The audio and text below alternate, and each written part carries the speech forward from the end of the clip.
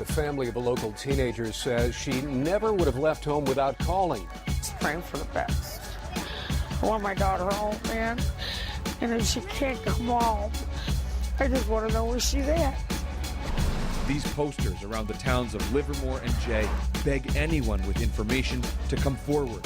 Posters that Richard puts up every spring, never losing hope.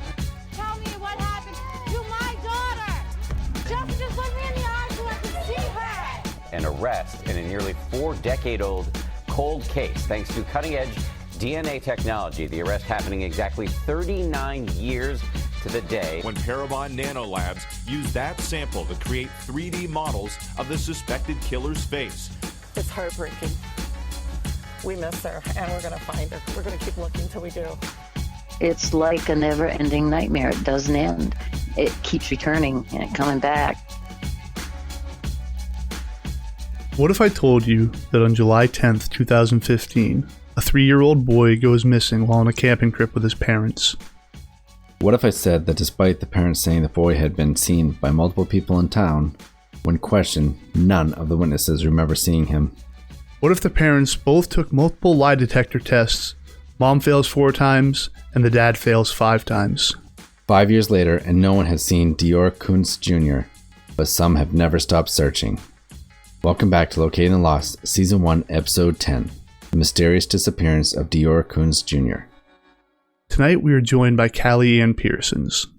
She started out as a concerned mother with an interest in the disappearance of DeOrr Kunz Jr., but has turned into one of his biggest advocates to have his story shared so that he can have the justice that he deserves. Hello. Hey, Kali. Hello. Hi. Hi, how are you? Good. So I'm here with Jeff. Hi, Jeff. Hello. It's always awkward like this in the beginning. Yeah. So, Kali, why don't you tell us a little bit about yourself and how you became interested in this case? I'm a full-time mom. I was, sitting on the couch watching the news, and his story popped up, and I was quite worried, actually, because, having your own child, or even if you don't have one, the severity of what could happen, and I was pretty worried over the whole weekend, just checking the news every chance I got, and it wasn't until Monday afternoon, the parents, their interview stood out. It stood out so much that it made me in tune. So I paid attention. I followed it, and the more I followed it, I actually got more involved because I've been reuniting people, since I was 10, starting with my own dad and my sister that shared the same dad.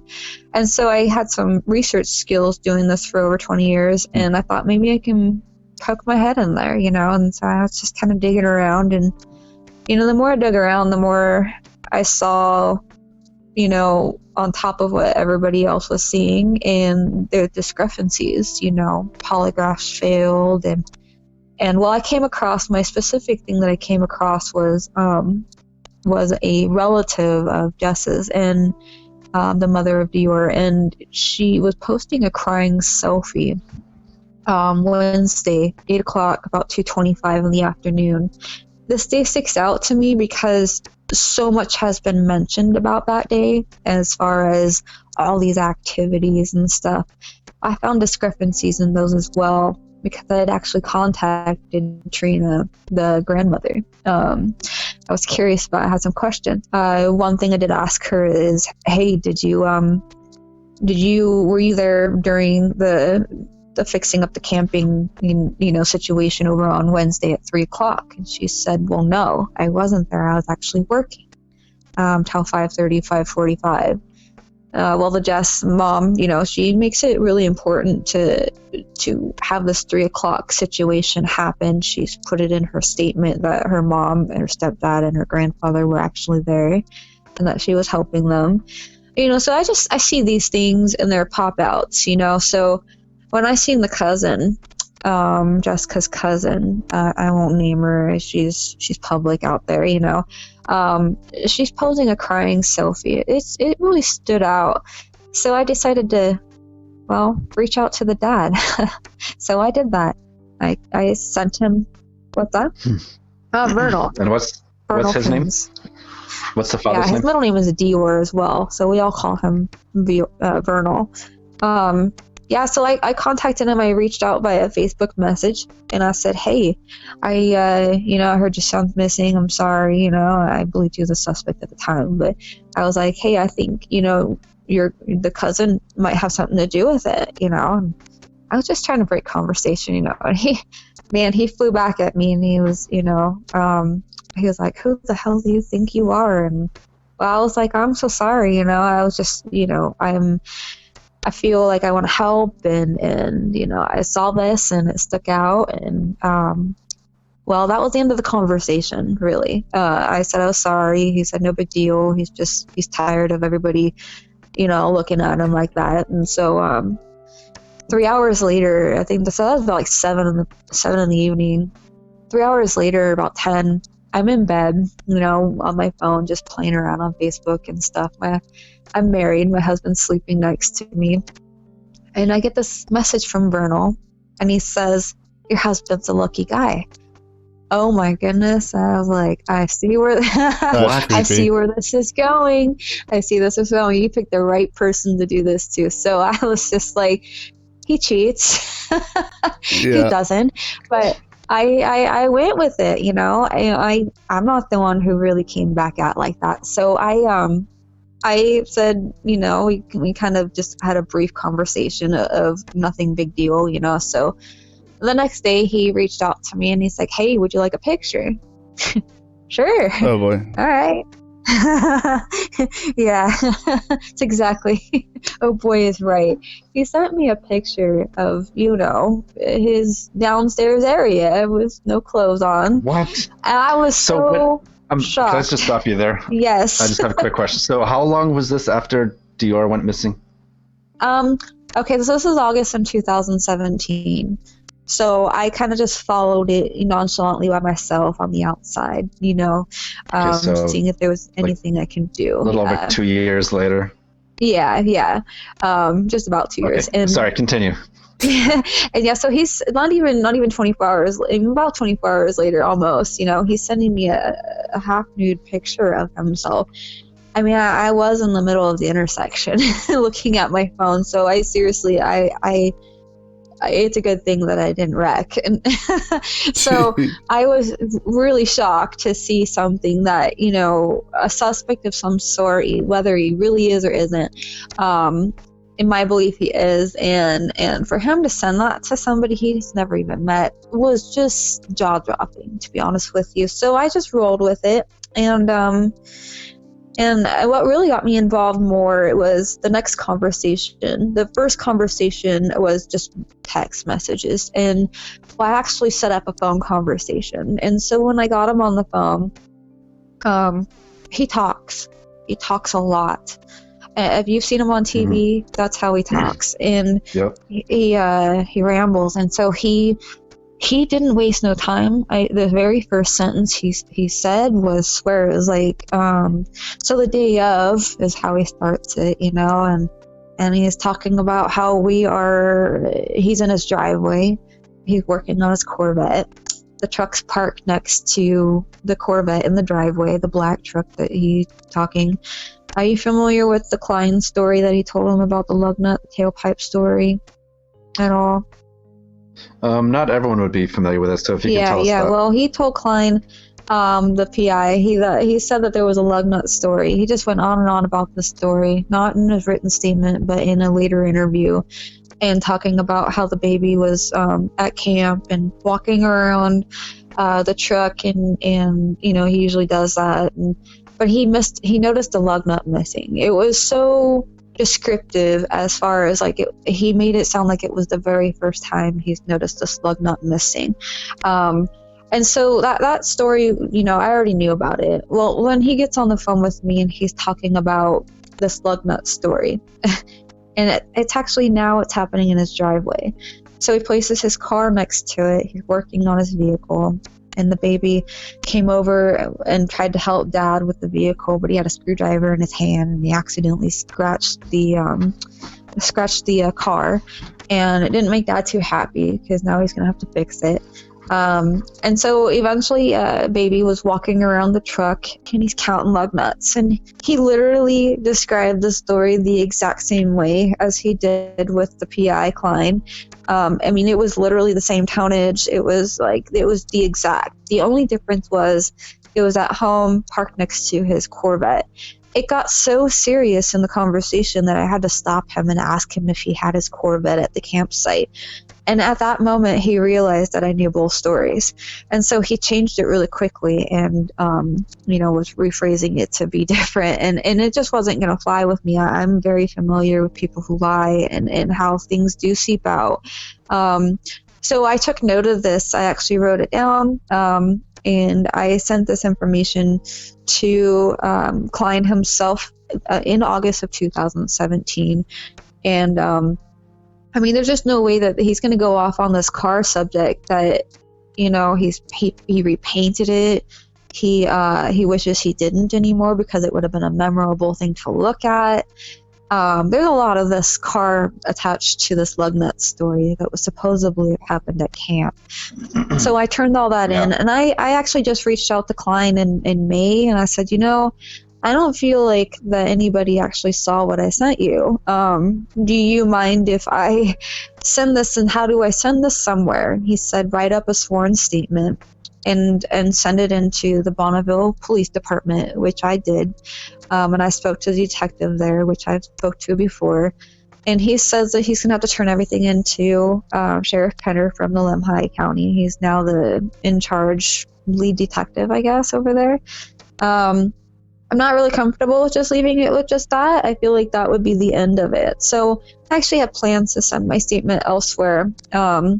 So that's kind of like a breaking thing where not a lot of people know about that.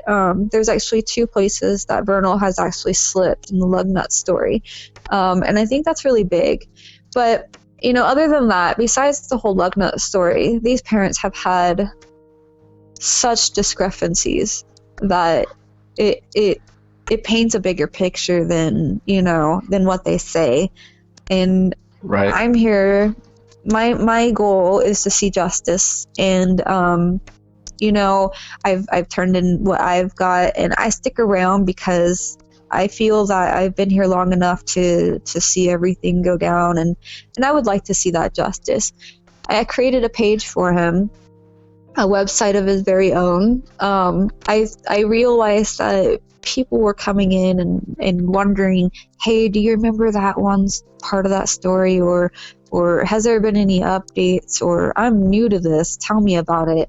Well, I realized there was so much to go through. There was, Facebook's is a 5-year scroll. So I created a page so I can have it all in one spot. And it ain't for me at all. I want it for him. So I can care less to get any attention from it. I want his face shared. I want people to just be referenced there, to go there, to see everything that is there to see. And it's all factual. None of it is based on speculation.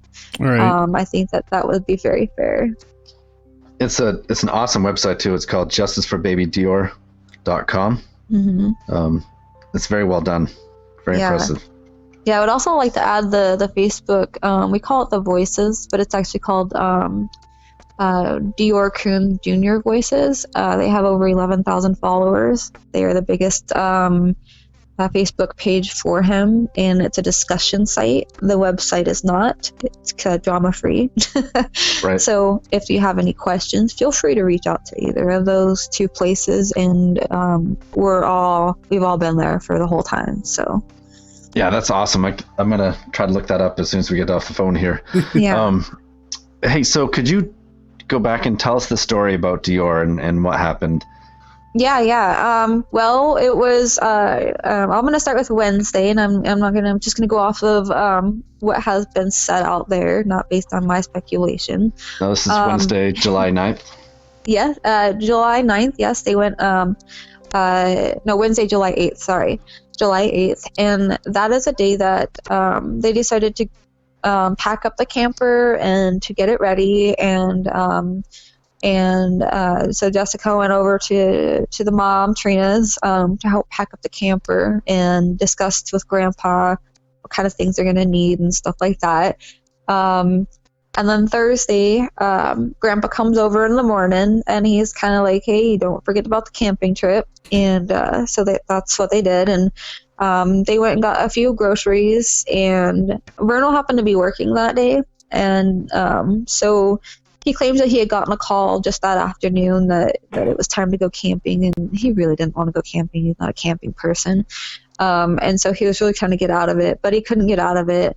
And so they headed up there about, they left about 7 o'clock, and they, I forgot the store that they stopped at. They got air in their tires. And then they stopped at another store along the way, probably about a half hour, 45 minutes away. And they got some snacks, and they continued headed up. It's about a 2.5 hour drive from Idaho Falls all the way up to Lador. So I do have a question for you though. So Jessica was a CNA, correct? And she was taking care of Bob? Yeah, for about 6 months. And that's DeOrr Vernal's grandfather or father? That would be Trina's the grandma's father. Jessica's mother. Yes, Jessica's mother. Or okay. It would be so Jessica's taking care of him. Now, what's his medical conditions? He was on oxygen, and he was quite up there. I believe he was in the late 70s,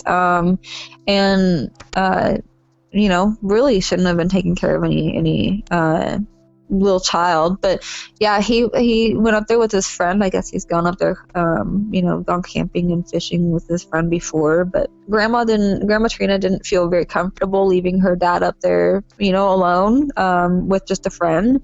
And so she supposedly had asked Jessica, the daughter, to go along with them and kind of keep an eye on them. So yeah, they got to the stage stop, which is just a little corner store basically, and they tried to go in there to get some food, maybe something to eat or something, and they didn't. It was supposedly closed, so they all kind of got out, realized it was closed. They got back in. And they headed out to the campsite, which is it's only about 10 miles, but it can take up to 40-45 minutes just to get out there because it's a really, really rocky terrain on the road. It's kind of like a one-way in, one-way out. And they arrived there about 9:30, set up a tent and the camper and stuff, set up a little fire. Grandpa slept in the camper. It's kind of small. The dad and mom and DeOrr, they slept in the back of the Suburban, and Isaac, he had a tent. I don't think they stayed up too late, but Isaac was, I guess, the parents make it sound like Isaac was kind of grumpy about having a child around, So yeah, eventually they fell asleep, and the next morning's kind of when it all starts, in the timeline of what they, say happened. And, that's, discrepancies really start there. Right. And that's what I've read is, so Jessica's story is that Isaac wakes them up and says something to the effect of, like, he knocks on the window and says, wakey, wakey. Yeah, eggs and bakey and stuff. Yeah, eggs and bakey. Yeah. Yeah, I can't really see that happening. So had he done that, that would lead you to believe that Isaac's out there making breakfast, right? Right. Yeah, but then later on in the story, like at one point, Jessica's saying that she made breakfast that morning, and then Vernal says he was making breakfast. Right. So they must have and had that's so just a much minor food. detail. Yeah, just the itty-bittiest little things. And if you watch Isaac's interview later, he actually says, did we have breakfast that morning? Wow. Yeah, wow. So it's just, I guess, no matter how you tell the story, it's just not going to make sense, because, did they really go to... DeOrr has never been seen there. Isaac is the only person that's claimed to seen him, so that's the day that really starts with all the discrepancies, and it's really hard to keep it all in order. I have it all in order if you'd like to hear it all in order.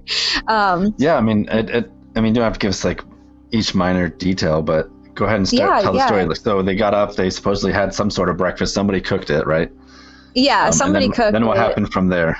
They're kind of both complaining in their statements each that the baby was trying to get into the fire, trying to just, he was really interested in the fire, and they both had to at some point, keep the baby away from the fire. And so the fire was kind of a big story for the morning thing. And there was a diaper changing. First thing in the morning, there was a diaper changing, and there was a diaper changing the night before. So there's a diaper situation there that there's not enough diapers found. And so Isaac claims that he got up in the morning. I think before anybody even woke up, he said he had to go to the bathroom, and he was tired. He went back to bed, he said, and he got up at around noon, and that's when the parents were about to leave with DeOrr down to the store, because Jessica had started her monthly thing, and everybody wanted some candy, and Vernal was all right with it because he likes rock stars, so he was okay to go down to town to do that. They needed some gas anyways. The gas fuel gauge doesn't really work, so they get to town. Again, 45 minutes for the drive, and they go in there and they realize that there's no gas, so Jessica's gonna wait to do her monthly business purchasing for a minute, and supposedly they got lost for an hour trying to find gas. It's not a really big town. It's kind of like a blink of an eye. No, it's tiny. So so they found gas eventually, but it ended up being like red diesel, and they got a lot of it, a lot more than they needed. And by the time they got back to the store, they did their purchasing. They said that they were there for about an hour, talking to a lot of people. They make it sound like there was a lot of people interacting with them. No one remembers that. I'm sorry. So that's what I find interesting too. I don't personally know, but I know that if a female is having her monthly issues, that she's not going to wait around and let her husband go. Right. Drive around town, look for a gas station or anything else, and then they go in the store, they purchase some things, and then she comes back in to buy those right afterwards. Like she forgot. Yeah, no, they were like, they were going to come back to the store. So she's like, I'll just wait. Gas is more important because Vernal made gas more important, and to me, if I were to be in that situation, I'd be like, I need to go now. Like, I don't understand. That didn't make sense to me. Because they stopped at the store to ask where a gas station was, right? Yeah. So the store that she could have walked into, get her stuff, and then got back in the vehicle. Go to get gas. Exactly. Could have just taken a second. Yeah. So that was really confusing right there. Their timeline in that area also doesn't fit. I made a time. I'd throw this in here. I made a timeline at some point, and I had literally gathered every single word of their own words in writing or in voice and their times. And when you literally put it all down on a piece of paper, it's all over the place. So what I find interesting is that Jessica makes it a point to text her mom some hintful things that, I started my period. I just got my tampons. I'm like, I don't understand those kind of texts either. So a lot of building a timeline. Yeah, exactly. Building a timeline. Yeah, exactly. Alibis and So you had started to mention that they claim that multiple people saw DeOrr that morning, correct? Like that's what the parents were trying to imply. But it was actually proven. Klein had actually gained all the sources to go interview all these people, literally down to the trucking person that Vernal said that had seen him, and nobody has seen him. Now, here's one thing I want to point out, and even the parents agree with this on their first I think it was their first interview, is that there was a little boy seen at 6:00 on Friday evening, probably after everybody had left, dirty, crying, and with a guy in a black truck. Now, Vernal mentions this in the interview and tried to make it sound like, well, we have a black truck, and that sticks out too a little bit. Why would somebody at the whole time they were there, the only time someone noticed a child was 6 p.m. on Friday. So that's really interesting. So I'm sorry. So Friday was the day that he's reported missing? Yeah, sorry. Yeah, yes, okay, the 10th. So all right. So and one of these people that supposedly had seen DeOrr, the truck driver you had mentioned, their story was that the truck driver let DeOrr sit in the front of his vehicle, truck, and everything else. And that guy adamantly said, first of all, I don't remember ever seeing a kid with them, and it's against company policy to have a kid in the front of my vehicle, so there's no way that would have happened. Right. And he also mentioned about the truck is always pulled around the back side of the building, not in the front parking lot where the Vernal had said that truck was, right? Right, exactly. Yep, exactly. Yeah, and just not one person, not even the clerk inside the building, but the clerk in the building did admit later, so, being that he's reported, he was already supposedly missing for an hour. So let's get back on the 10th, the next morning, that after breakfast and everything, they go to town, they come back, and supposedly Grandpa and Isaac were pulling in the Suburban at the same time that the parents and DeOrr were pulling in. And they claimed that they were just coming from the reservoir area, tried to go fish in there, and that there were people by the water over there. That's not confirmed. It's also said there may be some campers up on top of the hill. I'm not sure if that's confirmed. And so they get there, and what was it? Isaac and Grandpa showed them some fish that they caught, little minnows and stuff, and they were kind of, big enough to catch, and they had like 6 or 7 of them in a cooler. And Vernal didn't believe them, and was like, no way you caught that in the creek, so they, it's like Grandpa's like, here, Isaac, go show them. And so Grandpa, is sitting here with some candy, and they all go down towards the creek, but Little Man is not sure. Sorry, DeOrr is also called Little Man. He's not sure if he wants to go with them. So to backpedal that's something that I've realized too, is they constantly call him Little Man. They never call him by name in any interview. So it's almost like they're trying to distance themselves, like they don't want to say his name. In a way, I have a son, and I have a nickname for him. I call him Boo, and so that doesn't stick out for me too much. It's more so like when Grandpa says that kid, or that baby, or that feels more distancing. Having a nickname, I really don't see that as an issue, but it is, it just depends on like how they use the term, I guess. I guess I can see what you're saying, but it just feels weird that every interview they never say his name. Yeah, especially when they're trying to get his name out there. Not once they say it, right? All right, continue. Sorry. You're fine. So where was I? So they get back, they go down to the creek, and Isaac shows them the fish, and he supposedly goes back up the creek to do his own little fishing in a different area. And the parents supposedly, they say they were only 100 years away, maybe. It changes from just 10 feet to like this many yards, so I'm not really sure. They should be able to see the campsite, is what they said. And when I think Vernal wanted to go show DeOrr some of the fish that they found down there, and so he goes back up there, and he's not there, and he's asking Grandpa, well, where's Little Man? And it's like, well, he was right there, and that's when the search began. And so there's some new things that popped up after that. Is one of the things is Jessica will change the story and say Vernal is actually never down at the creek, along with Isaac saying that as well, is that Isaac and Jessica were heading down there. Vernal and DeOrr were right behind them, but when they kept looking back, they were no longer behind them.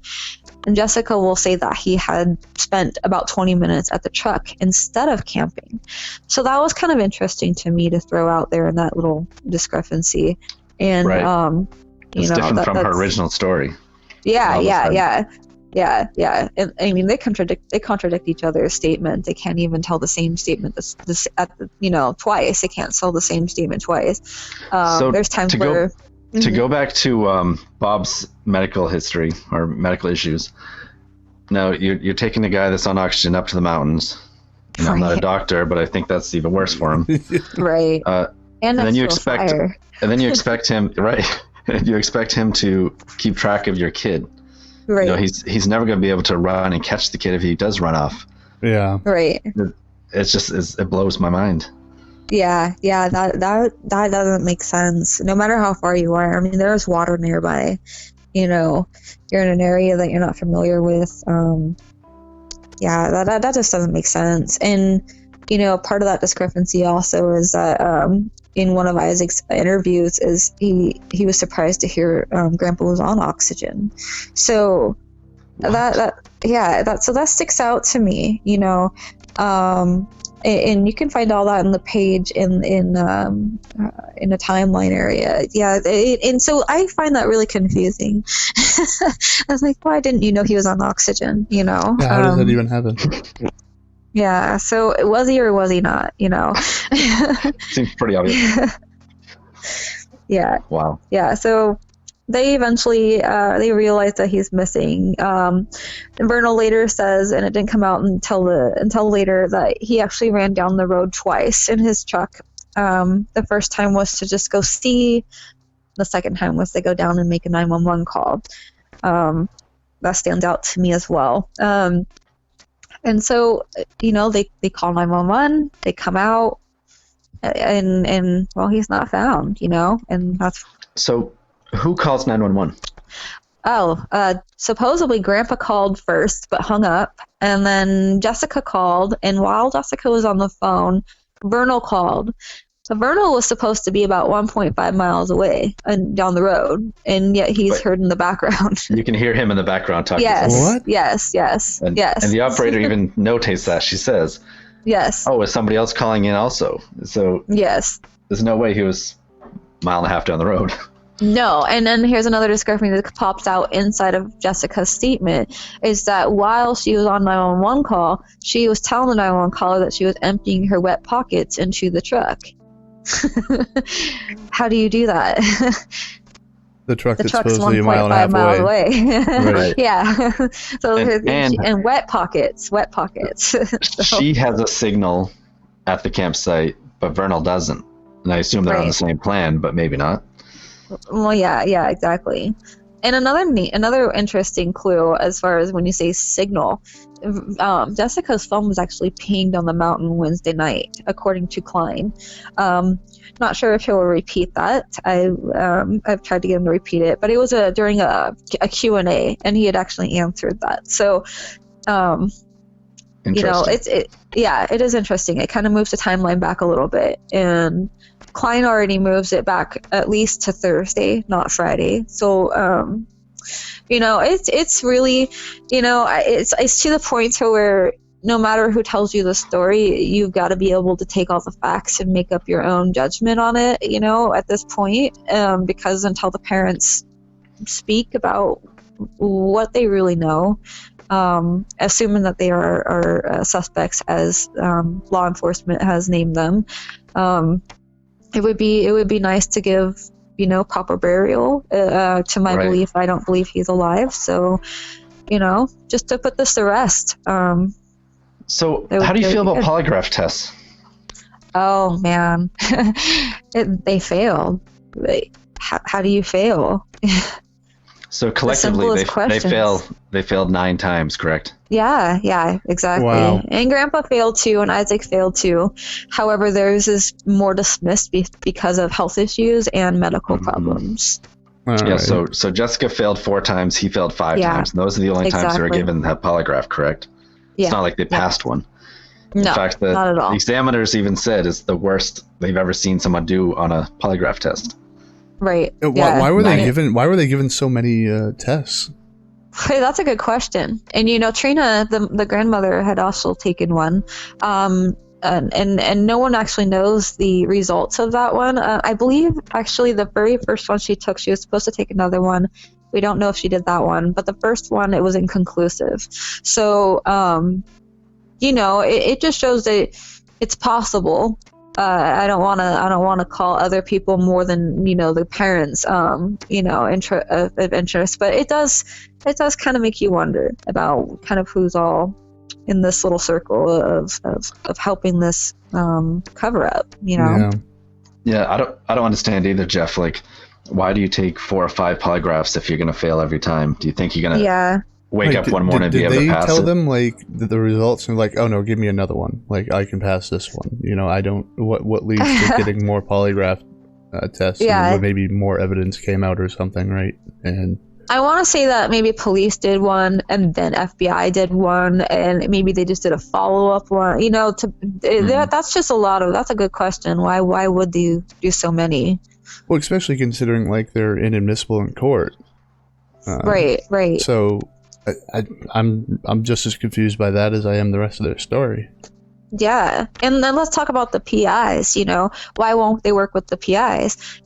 Frankville, they do think that they're both suspects. However, Frankville will think that the baby's alive, and you got Klein that doesn't think the baby's alive. You know, Frank thinks that the baby is sold, and Frankville is the first private investigator. He was actually a family friend, and so he decided to take on this case for free as long as the parents were truthful. It didn't take very long for him to fire the parents with a letter stating that they were not being truthful. Right.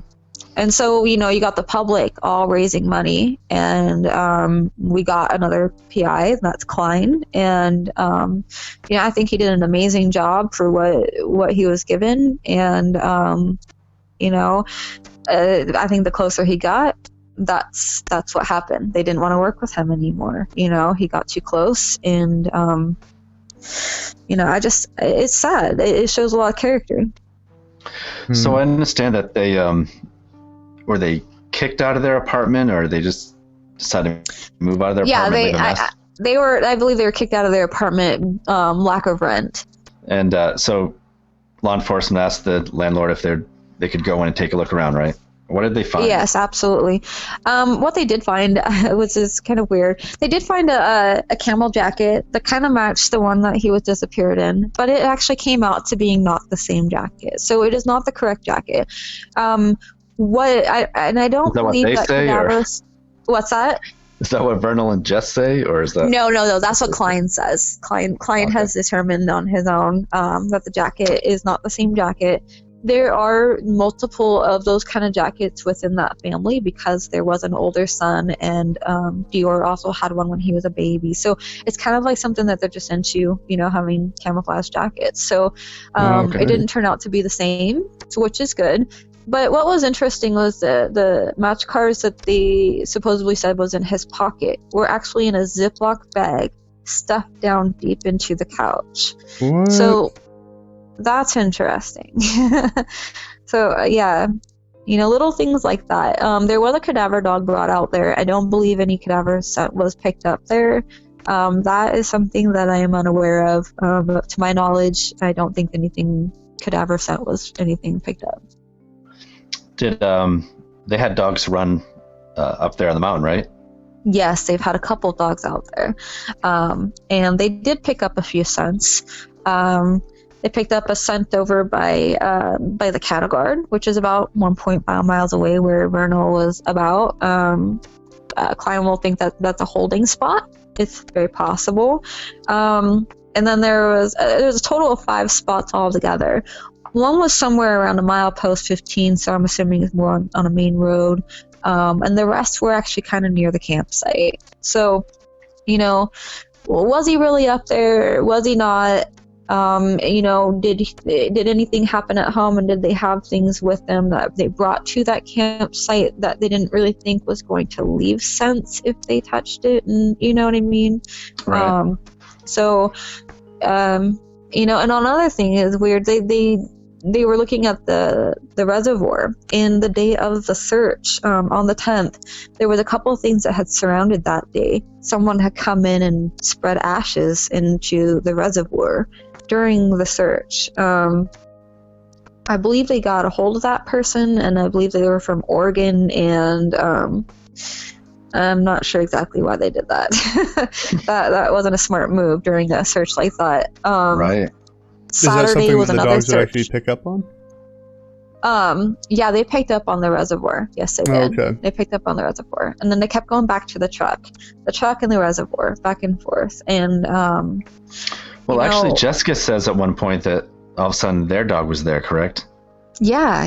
And that she apparently trained the dog to search for him and put pieces of clothing kind of on the like, dog's where is nose he? You know, and the dog supposedly ran off looking for the child, right? towards the cattle guard. Yes.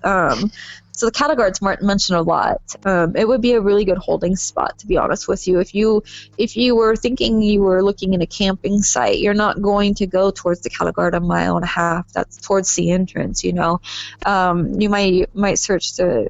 I just don't know. They searched a 3-mile radius, but I think that the cattle guard was not one of those radius areas. And, you know, if he was up there, I would assume that he could have been underneath the cattle guard for a holding spot while everybody came. But, you know, if they showed up on Wednesday night. We're from Maine, so what's a cattle guard? A cattle guard is it's kind of like a gate on the ground. Cattle don't go over it. It's like pipes that kind of go in the same direction across the road. So we can walk on it, we could drive over it, but cows, it kind of stops them. Oh, I think I know what you're talking about. Yeah. Don't go across it. Yeah. Okay. Yeah. If they stepped in, their foot would get stuck. Yeah. Sort of thing, right? Yeah. Okay. That makes sense. Yeah. Totally off topic here, but I was curious what that was. So they don't think there's any chance of a big cat or some other sort of animal that grabbed him? No, absolutely not. There's you know, they got the FBI involved. You've got detectives, you've got law enforcement, just regular law enforcement. You've got you know, the sheriff that's actually from the town.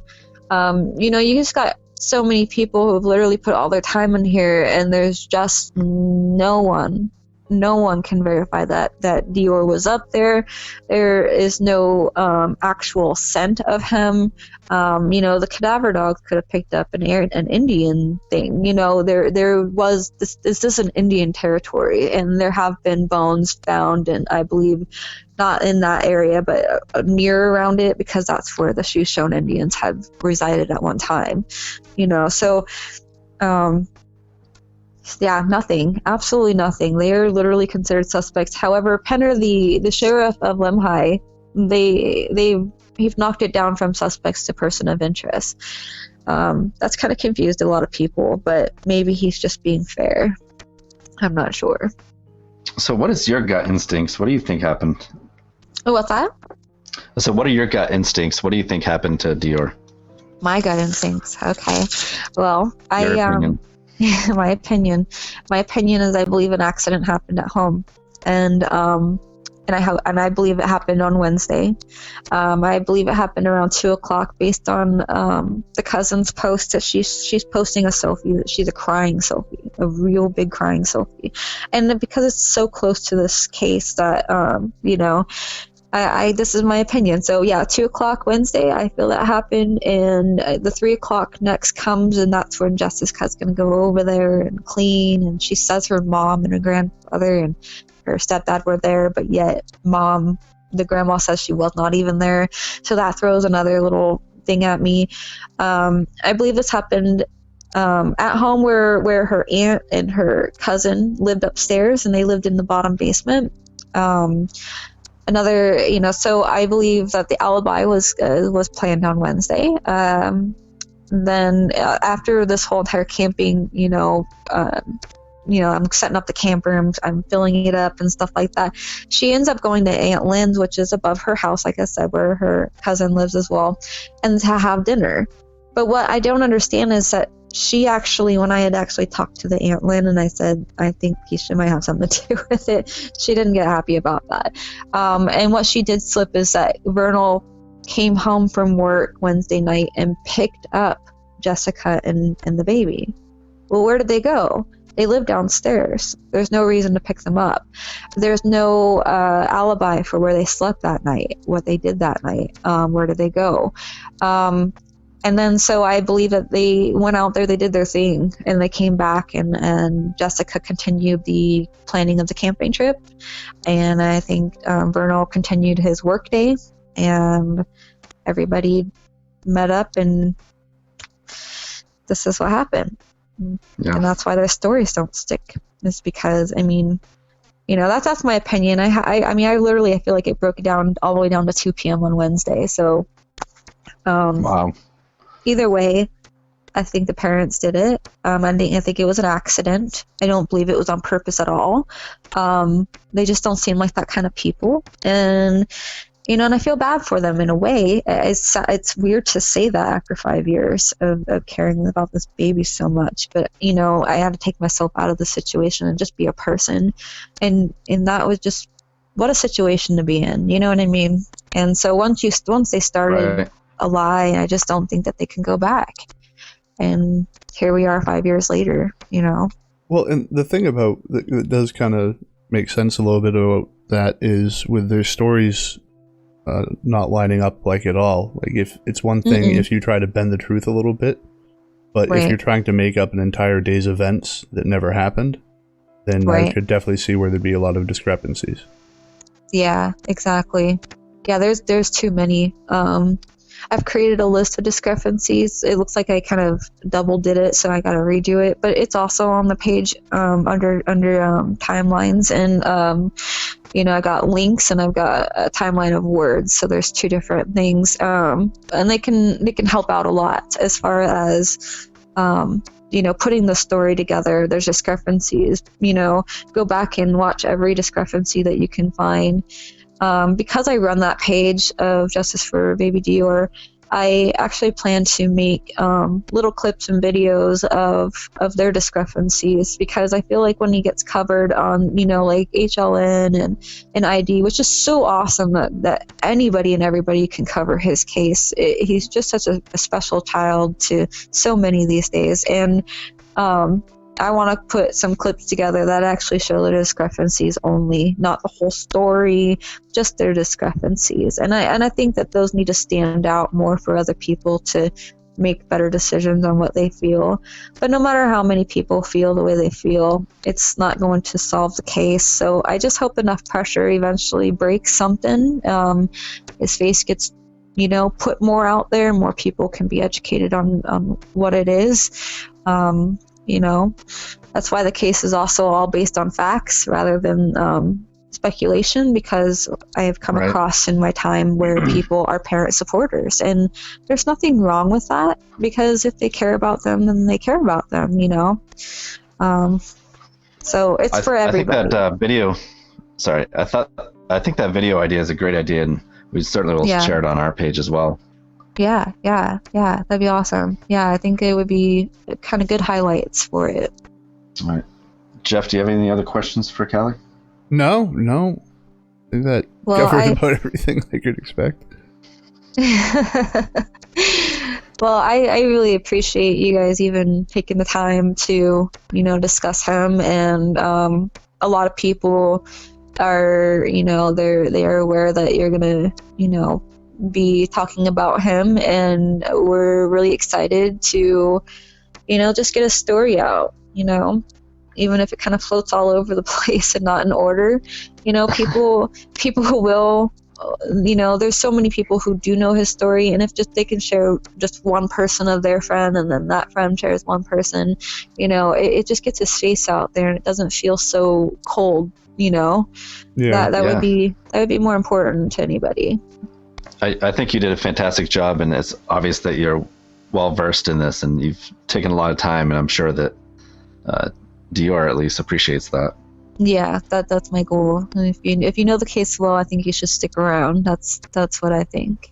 All right. Well, thank you, Kali. Thank you. Look forward to talking to you again sometime. Yes, thank you. Anytime. Much. All right. All right. Bye-bye. Bye-bye. Take care. We would like to thank Kali for speaking with us tonight, and for all the hard work that she's done to look into the case and to share his message. If you have any information about this case, please contact the Idaho State Police. If you want to get more information about this case, go to justiceforbabydeorr.com, or to join in on the conversation, go to the Facebook page, DeOrr Kunz Jr. Voices. And as always, thanks for listening.